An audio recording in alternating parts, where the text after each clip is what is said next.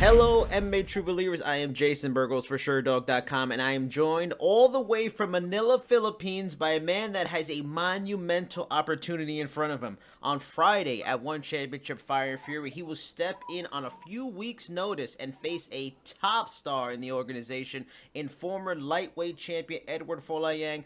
The man with this massive opportunity is Netherlands' own MMA Archangel Pieter Buist. Peter, thank you for the time. Just a few days before this big fight coming up, man. Yeah, yeah, I'm blessed. I'm blessed. Now, before we talk about this fight coming up, I want to talk a bit about you. I want to learn about you, your path to the sport. Now, I appreciate how the One Championship website has like bios and every fighter on their fighter page, and Yeah, you and I actually have something in common from what the bio says, and that being that we are both one of three boys raised by a single mother, which is and we both like kung fu movies, which is interesting that we have that similar upbringing from very different parts of the world. Now, yes, I wanted to talk about that because I grew up in a low income family. My mother did what she could to give us the best that she could, and we struggled a little bit. What was your upbringing like in the Netherlands with a single parent? Were there tough times for you growing up? Well, was it not that bad? It was pretty fun having two brothers and in that kind of situation. What was your life like growing up? yeah, similar. It was sometimes hard. Always, it was always a poor situation. But my Mm, mother did her best to make it. Uh, yeah, the best situation there is. But that there wasn't money. My mother was on welfare, mm, so single parent on welfare with three boys in a rough neighborhood. mm. Yeah, it brings rough situations. But yeah, how can I say it? It brought me where I am now. So Is it a type of thing that it was almost a good thing having two brothers because in the end you guys were like bodyguards for each other if the neighborhood wasn't too good? yeah, we always fought each other, but when there was problems, we fought we fought together.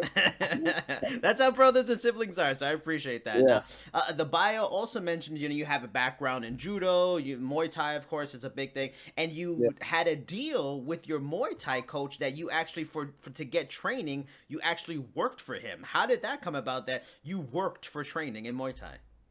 yeah. I started with judo, and I felt it wasn't everything I wanted Mm, in fighting. So yeah, I grew up in Holland in Breda, and it's in Breda. There's the gym where Roman Dekkers lives and mm, everything. So in our neighborhood, kickboxing was a big thing next to soccer.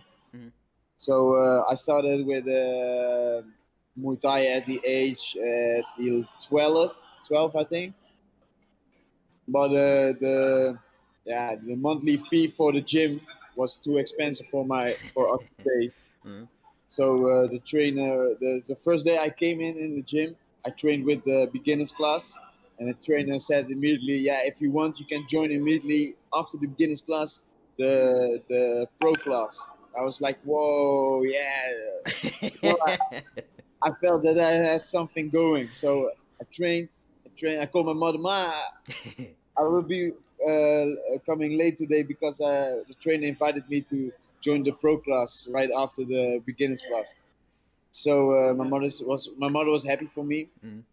Then after training, I came home and I gave my mother the information papers from the gym, and she said, "Yeah, it's too expensive to pay for it." So my heart broke, Hmm. and I went to the next day. I went to the gym, and I explained to the trainer, yeah, with a little bit of tears in my eyes that we couldn't afford it. So my old trainer said, then from okay, I see some talent in you, so we make a deal. He has a boxing rental company. So in Holland, you have every weekend you have 3 4 fights, events in Holland, and he rents the boxing ring to do those events. Mm. So he made a deal with me if I go with him to those events to set up the boxing rings, I can train for free and fight for free. So yeah, I did, and because of that, I every weekend I was at one or two events, Mm. and I fought. every weekend at 1 or 2 events. Wow. So the yeah, in 10, 12 years, I had made more than 100 fights in kickboxing. Wow. So yeah, because every weekend, sometimes I fought on Saturday and Sunday, and then the next week again and again and again and again. Yeah, and yeah, uh, for me it became a lifestyle. Yeah. Every weekend I was away. As I woke up at 4 o'clock in the morning and went to the event, built up the boxing ring, stayed at the event. Sometimes sleep at the in the van, sleep Wow. there at the van, and in the evening, I always brought my fighting shorts, my mouth guard, and my groin, and then we went to the weigh-in. We weighed in. Sometimes people fall out or they find a fighter for us, Mm. and we didn't care if the A class fighter, B class fighter, and we took all the fights. And that's yeah, that's how I grew into fighting. Wow. Now, and let's talk about your new passion right now, mixed martial arts. Mixed martial arts. You were not Edward Folayang's original opponent for this event. How long Yeah. ago did you hear about the possibility of filling in for Mushtaba, his original opponent? You know, what were your thoughts when they offered Edward Folayang to you? And also at that time, were you like scheduled for one championship? Were you even scheduled for an upcoming fight at all? You were kind of just hanging out, you know, in between fights and just training on the side. Yeah, my last fight was in 25th of October in Hmm. Jakarta, and I won that fight. And that fight was also a last minute fight. 3 weeks before the fight, Mm. they called me to fight a unbeaten guy from Australia. Okay. And then I said, yeah, okay, why not? I'm in shape. But this fight in 4th of January, my second son was born. Oh wow. So, but I kept on training even after the fight. I kept on training. I didn't took some rest. When my son was born, my son was born on a Saturday. Sunday, I took some rest. Monday, I took some rest, and Tuesday, I trained again. So we were training already. We Mm. were in shape. Right. I had a little bit more rest for myself Mm. because my last two fights I was a little bit overtrained. To be honest. So I when they called me, my manager called me and he was like, "Yeah, we one is offer you again a last minute fight." I'm like, "Oh man, Yeah. okay." So I thought, okay, 4 weeks or so something. So I said, when is it? In 2 weeks. Ah. I was like, 2 weeks, okay. Against who? Against Eduard Folayang in the Philippines. I'm like, okay. And my fighter side was like, fuck yeah. But my business side was like, okay, Yeah. think about it. So Yeah. I told my manager, uh, Wednesday. He called me on a Wednesday, and I told him Wednesday evening I had two trainings, back to back training. If those trainings go well, I will take the fight. So I did those two training, and I felt awesome. I felt great. I felt sharp. The condition was good. And I called my manager, and I told him, call One FC, tell them I will beat Folayang. Now, this is a monumental opportunity for you, like I mentioned in the opening, in getting to fight one of the biggest stars in the company in his home country, a place that one championship goes to all the time because of the Team Lakai guys. Do Yeah. you almost look at this fight in a similar way, like someone might look at like a title fight, in that, there's in a title fight, if you win that, it can really change your life. It can bring so many opportunities. Do you look at this fight, have that extra pressure, that extra nervousness, that extra excitement, almost as if it's a title fight like you've had in other promotions? Does it have that air of importance, of meaning for you, even though, yeah, it's not a title fight, but because of his name, because of his importance in the organization, in the country, all those things, does it feel different than the last few fights for that reason? Yes and no. I don't feel the pressure Okay. because I truly believe that the pressure is on him. Okay. It's his country. Uh, yeah, he is the legend of Mm-hmm. the company, and I respect him for that. For me, it's just No, it's it's 2 weeks notice. I don't have time to think about it, to be Yeah. nervous. I'm in shape. I feel great. So I think the pressure is on him. Mm. For me, it's just a fight. Yeah. But I understand the importance of it. But uh, I don't, how do we say it? I don't bring the pressure of that important thing on me because it doesn't help me at all. Mm. So I understand it's a fight. I take it real serious. But I every fight I take it real serious. Every fight is for me is like a title fight, a potential title fight. You know, yeah, fighting you need to win, and I love winning. I hate Yeah. losing. Trust me, I hate it. So I will give everything. I know I will win. I know it. I will win. I will win. I will win. Trust me. Now this is like I mentioned before. It's in his home country. It's in Manila, the Philippines, everything like that. So, and it's in the co-main event, which is a big moment for you in such a important marquee fight on this card. That's a big deal in the country. You're going to be the foreign bad guy against their superstar champion hero. Iconic sports figure. Have you been in similar roles like that in your career? Is it something you've dealt with before? You're used to it, and because this is not like being in someone's, in the Netherlands or maybe like someone's town, their neighborhood. This is the country. The whole country gets behind a fighter like Eduard Folayang. You're like, are you excited about that? Like, I'm gonna play the bad guy. I'm gonna play Thanos here. I'm gonna be the bad guy. Is there fun in that for you? Thanos wins in the beginning. So yeah, I understand it. I don't feel like a bad guy, but hey, if I must be the bad guy, I will be the bad guy. As long as I win. Yeah. I'm here to win. I will bring hell. Trust me. Mm. Trust me, I will bring hell. And I don't feel you can have the whole country behind him. I feel like the whole world's behind me. Mm. My family's behind me. I get messages from all over the world. Really? So, so yeah, for me it's a win-win situation. I can't lose this fight in either way.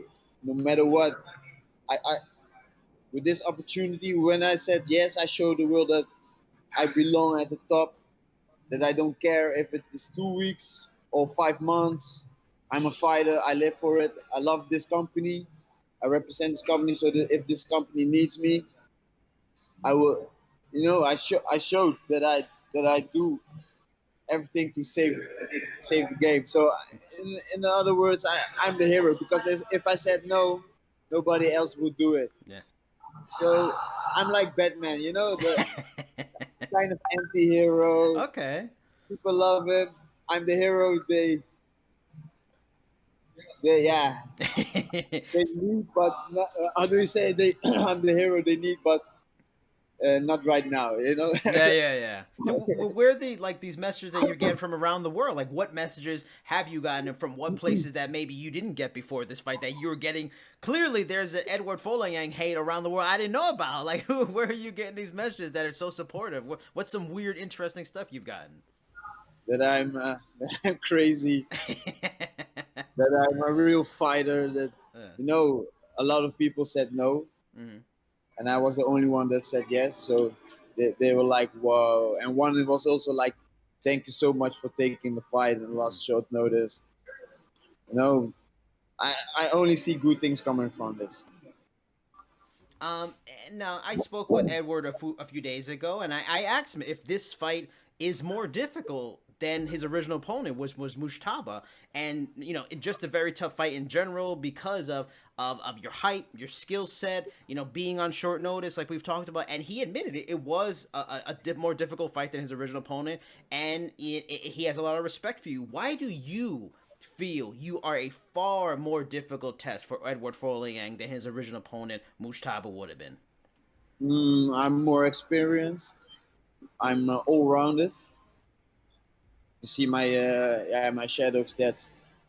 The submissions and the KOs are at the same height. Mm. I train with the best people in MMA. Yeah, that Europe slash the world can offer. I train with Musashi, with Rani the Ritter, with Costello, with glory fighters, with Mark Diakeshi from the UFC, with ONE FC fighters. So, and I'm always training. For me, it's a lifestyle. For me, it's not okay. I have I have a fight. I go train. No. For me, Friday I fight. Saturday I flew back to Holland. Sunday morning we land, and Monday I'm already in the gym, training, sharpening. I'm never satisfied, so I'm always on the hunt to perfection. I realize perfection is an impossible thing to reach, but I always keep uh, uh, my expectation of myself so high that my work ethic is higher than normal. Okay. Sometimes I train too much. That's how hard yeah. Yeah. I always train 10 to 12 times a week. Train, drill, become better, become better, become better. And at our gym at Combat Brothers, we also have a lot of grapplers who are at competition level and always fighting in competition. So everybody's growing, and that's perfect for me. Every nose is at the same area. We always have the same mission. So my strength conditioning coach has the same mission. My training partner has the same mission. Everybody's in shape. Everybody's helping each other. So I always eat clean. Uh, yeah, for me it's just yeah, lifestyle. Edward also, he mentioned, that you both, are skilled strikers. We talked about that on both levels, Yeah, and it will be it will be a test for each of you in terms of your striking ability, and that this, he also mentioned, is still an MMA fight. Do you feel, mentioning all those people you work with, all those skilled strikers that you work with, do you feel like your striking is that at that kind of level that you may force him, the Wushu champion, to maybe go for some takedowns in this fight? yeah. With my last fight with Caruso, I had the same thing. He was a pro boxer and everything, but yeah, I really, yeah, I noticed that he was really eager to go to the ground with me, Mm. and yeah, I felt that. And everybody knows Dutch kickboxing. Mm-hmm. Everybody knows the Dutch kickboxing is no. We always humble in Holland, but everybody knows that we can kick ass. And if people don't believe it, hey, watch the K1 times. Mm-hmm. There were 14 K1 events, and I think 12 were won by Dutch guys. So, and those Dutch people who won the K1, 90% trained in my area, in my gyms Mm. where I train. So the level where especially in stand up, the level where I train with, I don't fear anybody standing up on the ground. Not so for me. It's not also not a problem, but I don't have the time to show it a lot. Mm. But maybe this fight. And the confidence I totally understand, and it makes sense too. But he has something unique that he brings to the table. A lot of certain fighters in one championship, and that Folayang is the lead guy at Team Lakay, and they and many other Filipino fighters are known for the martial art of wushu. He's a world class. He's a champion in wushu. I remember even talking to one play-by-play announcer, Michael Schiavello. He talked about that. He felt like, for example, a guy like Danny Kingad, who's also team Lakai, that he might give someone like Demetrius Johnson trouble in their fight because of the wushu style, and it's different, and it gives some looks that you don't normally see in most times. Do Yeah. you didn't have a bunch of time to prepare for his style, like we talked about, when watching him or watching film on him from the past, maybe watching him before this fight was made. How ready do you feel for that type of striking? Do where are the spots you need to be very careful with him in terms of this wushu style that's very different? It's not something you see all the time. Yeah, I noticed that the wushu style he needs space. Mm. He needs for the spinning back kicks. He needs space. The only dangerous thing when you are close with him is his spinning fist. Mm. So you need to clear that space. Don't give him that space, and keep the pressure on him. Because all the fights he lost, he had pressure on him. so I need to pressure him a lot. But my style is pressure. So we will see. I always focus on myself. I watch my opponents every time, of course, but mostly when I'm in training camp and training for a fight, I always focus on my assets, on my skills. So I know what he's good at. I know what he's not good at, and I will try to yeah, take that in my advantage. And I'm glad you brought up pressure because that's exactly what I was going to go to next and ask you about. And you can already answered in advance, but I was going to bring up the fact that he's not a guy that gets a lot of finishers. His last KO was in 2016. The last time before that was 2012. He gets a lot of decisions because he's maybe not a power puncher, or maybe he's not landing, those spinning kicks to heads and knocking people out. Is that another reason you feel a lot of confidence in this fight? Not only just because you're very skilled, not only because you've had success in the sport and you believe in yourself, but his particular skills. He's not a guy that maybe is going to force you to back up because of the power he's bringing and stuff like that, that you can pressure hard maybe with a little less fear. Is that another reason you feel you can implement your style even more so against his? He matches up really well with your particular style that it really could be a knockout and it really surprised the world on Friday? Yeah, yeah, I think so. I really think so. Because all the fighters that he fought, they, they walked back Mm. and they gave him the space. You mustn't give him the space. You must stay in his space, pressure him, box with him.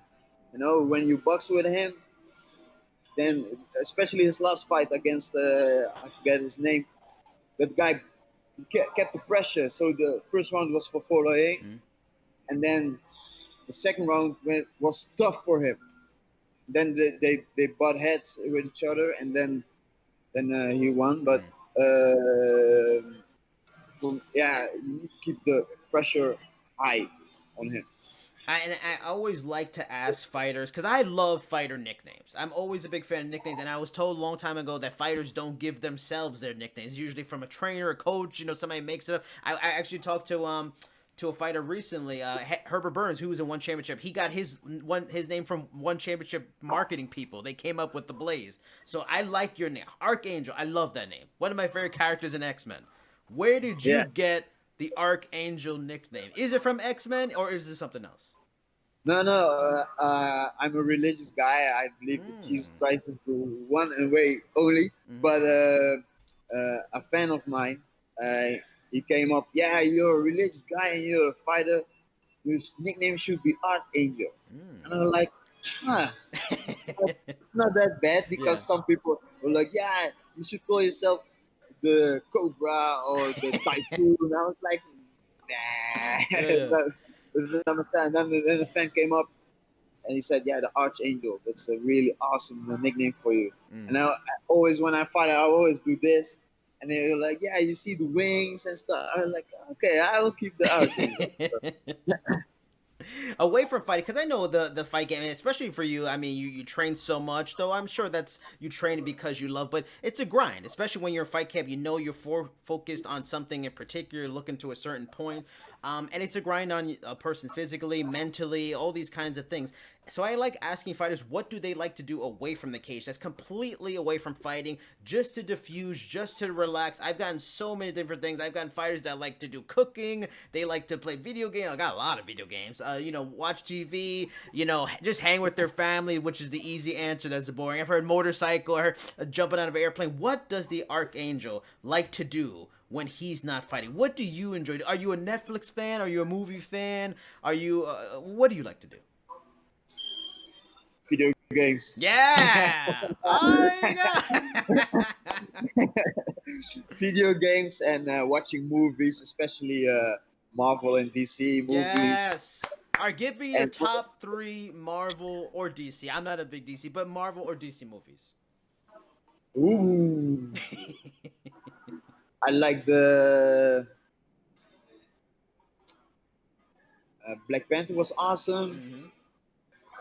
Mm-hmm. Of course, the Infinity Wars, Of course. part one and two. Mm-hmm. Um, yeah. Oh man, that's this is an asshole question. All the movies are awesome. All the movies are awesome. Yeah. Which all right, I'll make it easier. Which The Marvel Joker, DC Joker, I movie? really liked. Okay, all right. Which ones? But which ones? This should be easier. Which ones do you really hate? Ooh. That's up too. Oh man, I really hate the Batman vs Superman movie. Yes. Because the Man of Steel, the Yeah. first one was like, what? I was like, okay, this director needs to make Dragon Ball Z. Ah, okay. Because the Man of Steel movie was like they were clashing, bam, bam, bam. Especially the fight when he's fighting the two Kryptonians Yeah. in the small city, Mhm. and that woman when he fought the military guys, she was like, Mhm. I was like, whoa, what the fuck?